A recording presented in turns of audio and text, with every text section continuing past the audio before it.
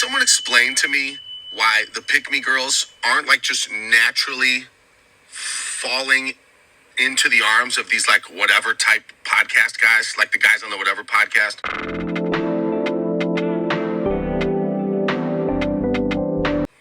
Or guys like that. Like all these pick-me broads out here with their nasally fucking voices are not ending up with these dudes who clearly say they want a pick-me girl. And the pick-me girls want a guy like this, right? Like you want a guy who's an alpha male, right? Or at least pretends to be. Except maybe the fucking issue is then that alpha male is going to make you give up all your fucking, all your social like Pearl. Everybody belongs in the kitchen except fucking you, Pearl. You know what I mean? You meet an alpha male. You're going to stop doing social media? You know, you're going to quit going on talk shows and just stay home and bake fucking cookies? I fucking doubt it. Because, you know, I see no good reason for you and Brian Atlas to not fucking be together. Cutest couple of 6 1/2 I ever saw.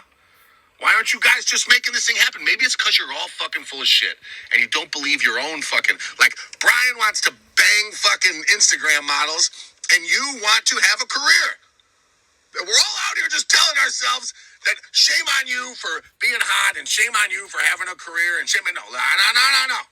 Put your money where your mouth is, Pearl. You better slide in Brian Atlas's DMs. And Brian, so help me God, if she doesn't have a ring on it by the end of next week, I don't know. You're all full of shit. Like, that's my question. Like, why don't you guys choose each other? You are definitely the perfect match in heaven. And pick-me's and the guys who want pick-me's. Like you guys, you're a combo that works so perfectly well together. Yet for some reason, your paths are very different and you're not aligning with the people that you should be aligning with. And that is a problem. You see, that is a problem where you want to convince other women instead of aligning with the people who align with you. I don't know. Is that boring? Is that a boring thing to do? To like persuade people who are already persuaded? You know? Is it a boring thing? It's like, I'm thinking of this. Like, it's not just a pick-me issue. It's even when Christians want to convert non-Christians. Like, they're so obsessed to the core with non-Christians. Even white people. They don't want black people who already want them. They want black people who don't want them to want them. To be like, oh, why don't you want me? I understand you want me. That no. Why don't you want me specifically? What is wrong with you not wanting me? You must like me. I don't want to like you. I shouldn't like you. I'm not entitled to like you. But let's bring it back to the main conversation. Like, you cannot make me want you.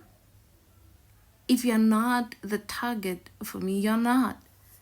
So I don't understand this thing of people wanting things that they're not aligned with.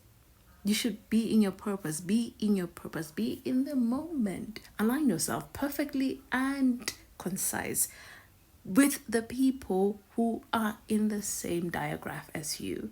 The same people who speak the same language as you. The same people who want the same things as you.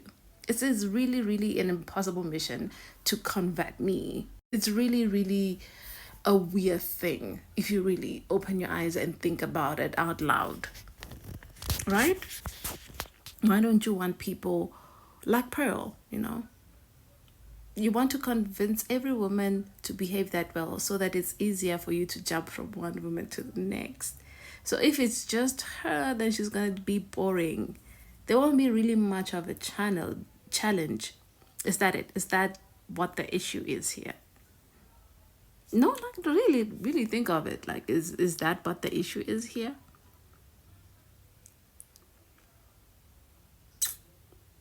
Because I'm thinking in my mind, I'm like, this must be the issue.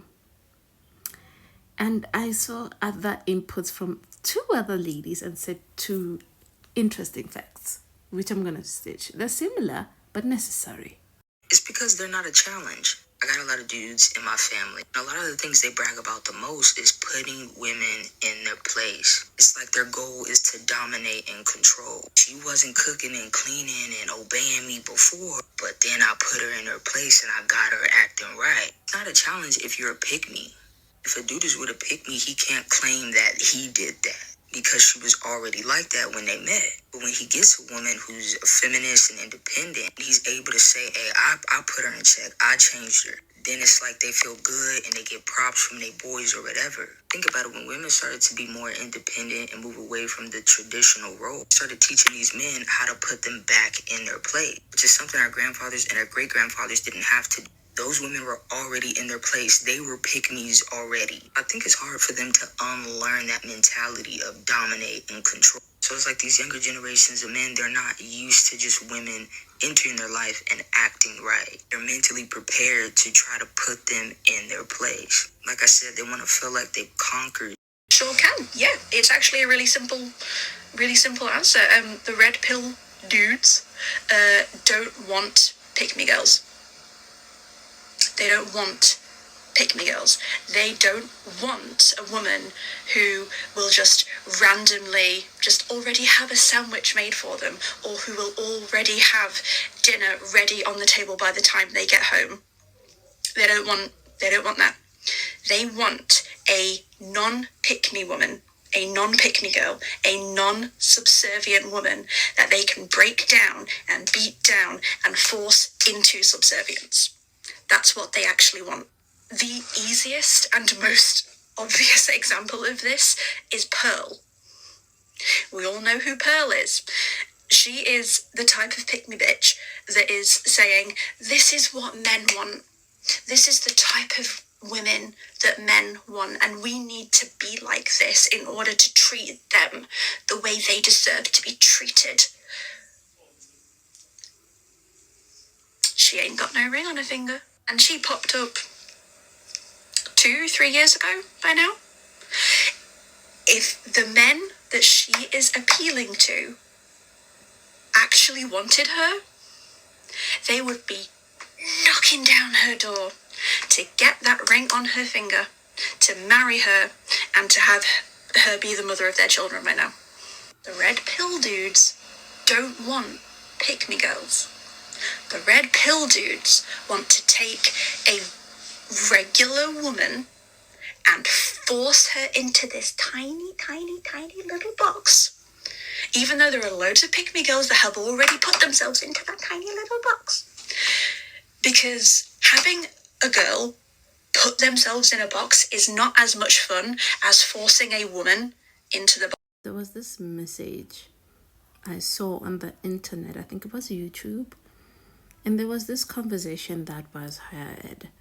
I'm not sure, it was months back, I'm not sure, but watching this, it reminded me on that particular comment.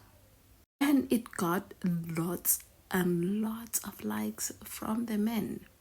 The comment said that the pleasure in smacks being intimacy, obviously, it's YouTube, I have to be mindful with my words, is usually pleasant when it looks like it is forced, when it looks like it's not wanted. That is when you can receive the most pleasure as a man. And a lot of men liked that comment. And the women, obviously, they were so angry. But a lot of men liked silently and kept it moving. And watching this reminded me and took me back to that moment where I was like, oh, is that so? This is what it is. This is what you want. Then maybe two can play the game of life.